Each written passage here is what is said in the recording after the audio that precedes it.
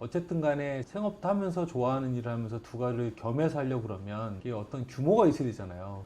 이제 회전율이 나와야 되는데 회전율은 결국에는 뭐 테이블 숫자일 수도 있고 원 테이블 안에서는 많이 나와봐야 10명에서 15명 맥시멈 그렇게 나올 수도 있고 20명까지 나올 수도 네네. 있지만 식당에 비하면 적잖아요. 훨씬 적죠. 그러면 셰프님이 보실 때는 어떤 게 가장 핵심이라고 보세요? 마케팅도 하시는 건 아니니까 결국에는 아 내가 이번 달 참 이거 경영을 잘했어 만족스러워 했을 때는 자주 평타를 쳐주실 때가 더 좋았는지 와장창 대규모 손님이 많이 들어왔을 때가 좋았는지. 돈은 대규모 손님이 많이 올 때가 돈이 더 되죠. 왜냐하면 어차피 일하는 건 똑같으니까. 근데 네. 저는 공급 사이드에서 제가 운영을 감당할 수 있냐 없냐를 처음에 되게 많이 따졌던 것 같아요. 그러니까 몇 명이 왔을 때 내가 어디까지 할 수 있는지, 더 큰 식당을 할 수도 있지만 그쵸. 내가 감당할 수 있는 이 캐퍼라고 해야 되나? 그게 어딘지. 그 다음에 가동률을 고민했고 저는 공급 가능성을 먼저 생각을 했기 때문에 그거를 먼저 제안을 하고 시작했던 것 같아요. 보통 플래닝을 할 때는 공간하고 수치적으로 이게 나올 수 있는 숫자를 만들고 좌석을 깔고 거기에 맞는 메뉴를 넣거나 뭐 또 원하는 메뉴를 먼저 플래닝을 한 다음에 그게 좌석을 배치를 하거나 네. 이렇게 하는데 저 같은 경우에는 조금 다르게 할 수밖에 없었던 그 당시의 상황이 있었던 것 같고 그 안에서 어떻게 하면 잘할까만 고민했던 것 같아요. 예. 거의 죽을 만큼 바빴을 때가 몇 명 받으셨을 때세요? 여기 뭐 제일 많이 오셔봐야 14분이니까 여기는 좀 다른 게 뭐냐면 그 소비자 관여가 좀 많아요. 그래서 직접 뭐 테이블 세팅도 하시고 네. 많이 배려해 주시고 도와주시고 그래서 사실 여기는 식당이라는 공간으로 제가 빌려서 렌트를 내고 영업을 하지만 오시는 분들은 가끔 아 우리 집에서 셰프님을 초청해서 집에서 먹는 것 같다 그런 얘기를 많이 하시거든요. 그러니까 공간의 개념이 상업적 공간에 내가 들어온 게 아니라 그냥 일상적인 공간 안에 아 셰프님이 뭐 와가지고 요리를 하고 있구나 조금 가족같이 그냥 하기 때문에 상업적으로 딱 어느 선이 어디까지는 고객이 하는 일이고 어디까지는 내가 하는 일이고 네. 이렇게 딱딱딱 정의된 거랑은 조금 다른 것 같아요. 저도 지난번에 한번 와보니까 머무르는 시간이 막 들쭉날쭉할 것 같아요. 그럴 수 있죠. 네. 보통은 몇 시간 하세요? 한 번 받으시면? 보통은 2시간 반? 길면 뭐 3시간 좀 넘는 경우도 있고. 저는 개인적으로 이 공간을 추천할 때는 말씀 주신 대로 2시간 반에 3시간 정도 이제 대략적인 운영에 이제 시간은 있지만 네. 이제 다른 식당처럼 막 뒷자리를 쫓겨가면서 막 밥을 빨리 그렇게 먹어야 되고 야박하게 네, 그건 하기에는 아니잖아요. 네. 예. 그 제 성격이나 여기에 이 공간이 가지는 성격이나 이 공간에서 기대를 하고 오시는 그런 기대를 다 그 감안하면 그거는 좀 아닌 것 같아요. 그래서 컨셉 자체에 안 맞죠. 네. 한 달에 그럼 보통 몇 분 정도가 왔다 가세요? 보통 네. 그냥 에버리지로 한 뭐 다 채우지 못하니까 네. 7분 정도 온다고 치면은 20일 하면 140분 뭐 내외 그 정도라고 봐야 되겠죠.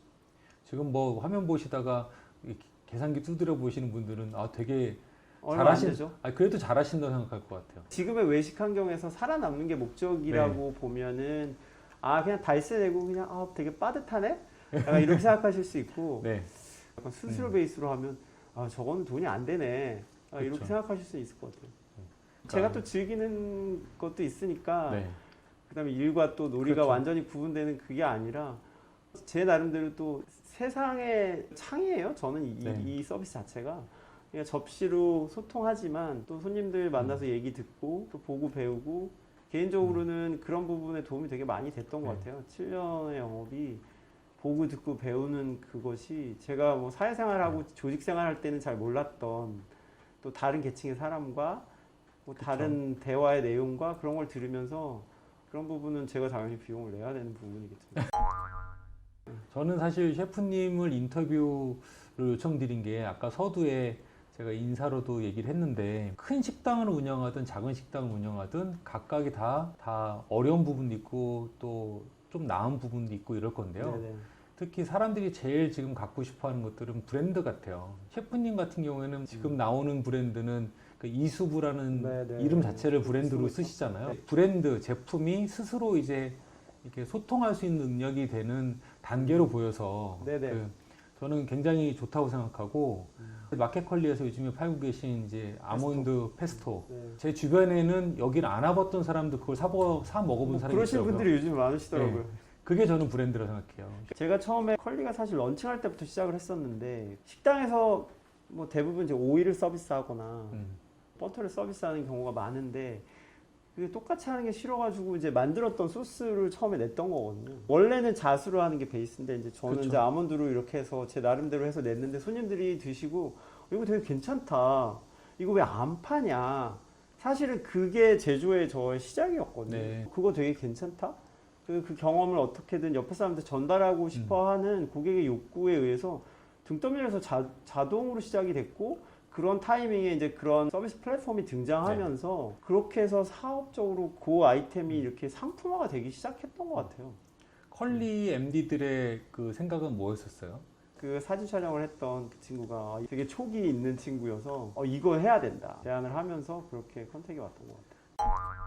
대부분 이제 시그마하는 사람들은 제조를 하고 싶어하고 제조하는 그렇죠. 사람들은 유통을 하고 싶어하고 네. 유통을 하는 사람은 또 다시 원래대로 그 컨텐츠를 가지고 네. 있는 시그마하는 사람을 늘 이렇게 쫓아다니거든요. 그래서 그런 구조가 있는데 제가 볼 때는 저는 이제 제조 쪽으로 무게 중심을 계속 싣고 있고 큰 계획이 있었다기보다는 흘러서 손님들이 원하는 거 하다 보니까 이렇게 됐고 하다 보니까 이런 내 나름의 문제가 있고 시금은 이런 한계가 있고 그런 부분에서 시대에 맞게 그냥 그때그때 변신해 가는 것 같아요.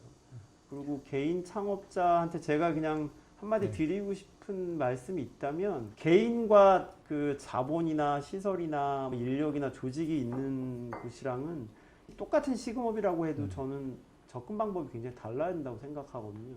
그래서 개인은 철저하게 개인 브랜드라고 하는 거는 유니크함에 있다고 생각해요. 네. 그러니까 다른데 전혀 없을 수밖에 없는 그만의 그쵸. 스토리, 그만의 이야기, 그만의 경력 그런 것들이 자기와 음식과 그 사람들이 연출하는 공간하고 이렇게 묶여서 그 공간에서 누군가가 왔을 때 여기 되게 독특하다. 그러니까 잘한다 못한다의 개념은 상업적으로 되게 중요한데 네. 개인이 창업을 해서 살아남냐 못 살아남냐의 관점에서 보면 유니크하냐 안 하냐가 저는 1번이고 그 유니크함을 시장에서 지속시킬 수 있냐 없냐가 2번째 문제지 먼저 돈이 되냐? 이거는 조금 다른 질문인 것 같아요. 그러니까 제가 외국 손님이 가끔가다 저희 식당에 오는데 그러니까 로컬 분들이 이렇게 외국 이렇게 손님이 오시면 미슐린 3스타 레스토랑에 첫날 갔다가 다음에 이렇게 오시는 경우가 있어요. 처음에 외국인들은 되게 그렇죠. 당황하면서 이렇게 택시에 여기 내려가지고 이게 어제는 되게 의리의리한 데를 데리고 왔다가 오늘은 이거 뭐야? 그래서 이렇게 되게 좀 당황하세요. 네. 가시면서 오늘 어땠냐 제가 이렇게 여쭤보면 제가 들을 때 제일 행복한 칭찬은 뭐냐면 This is so unique. 저는 그 말이 되게 좋은 것 같아요. 이게 내가 살아남을 수 있는 근거구나.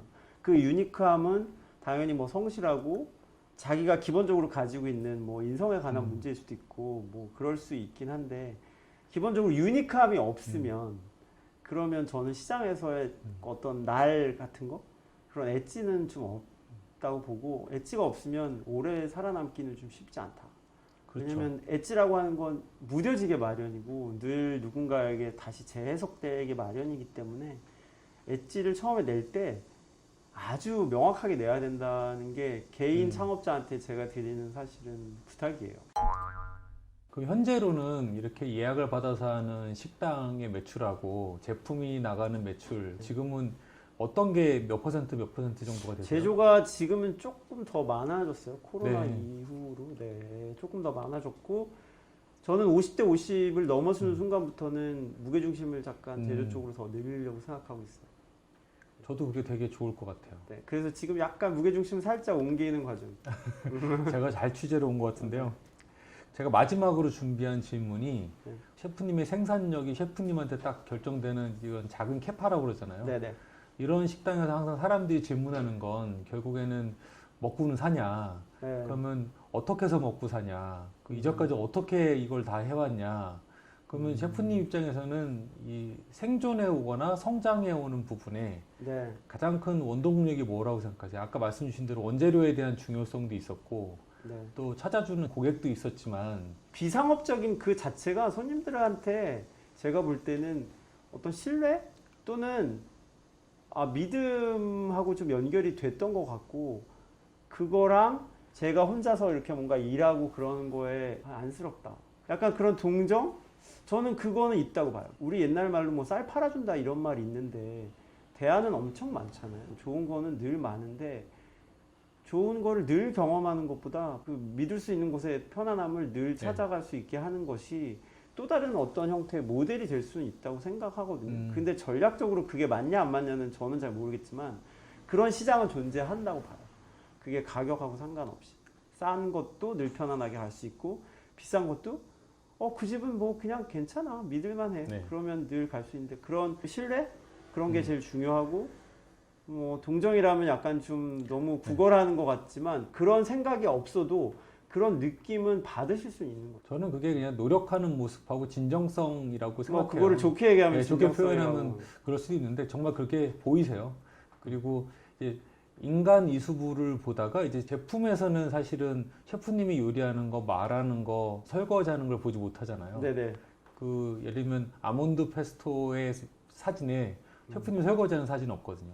없죠? 예, 그러니까 제품은 제품으로 하는 단계가 오면서부터는 그 비즈니스를 생존하기 위해서 썼던 여러 가지 고객과의 커뮤니케이션이 다른 거로 전환된다고 봐요.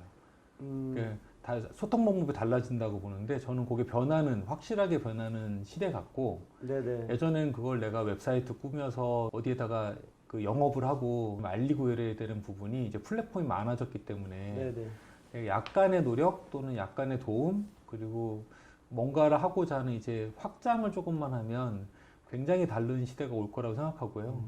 그 하시고자 하는 제품들이 이제 점점점 더 나오면 저는 더 좋은 결과가 많을 거라고 생각합니다.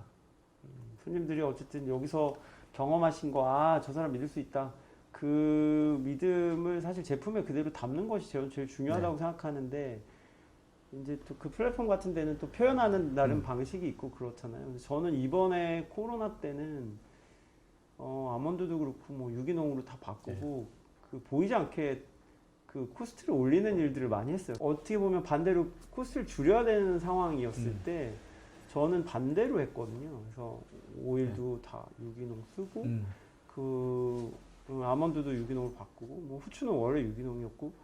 근데 사실 이렇게 다 일일이 다 표기는 안 되지만 그게 표기가 되던 안 되던 오랜 관계 속에서 저는 이렇게 스테디하게 그게 팔릴 수 있다라고 하는 거는 그 보이지 않는 제가 하는 일들에 대한 그 결과물, 그걸 통해서 그 사람이 가지고 있는 지키고자 하는 원칙, 그런 것들을 이해해 주시고 계신다고 봐요.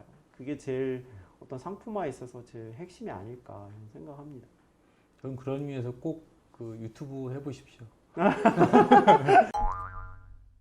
네, 오늘은 그 도곡동에서 작은 원테이블 다이닝을 운영하고 계신 이수부 셰프님을 만나 뵀는데요. 제가 봤을 때 공간은 어찌 보면 작을 수 있습니다. 테이블도 하나고 셰프님도 한 분입니다.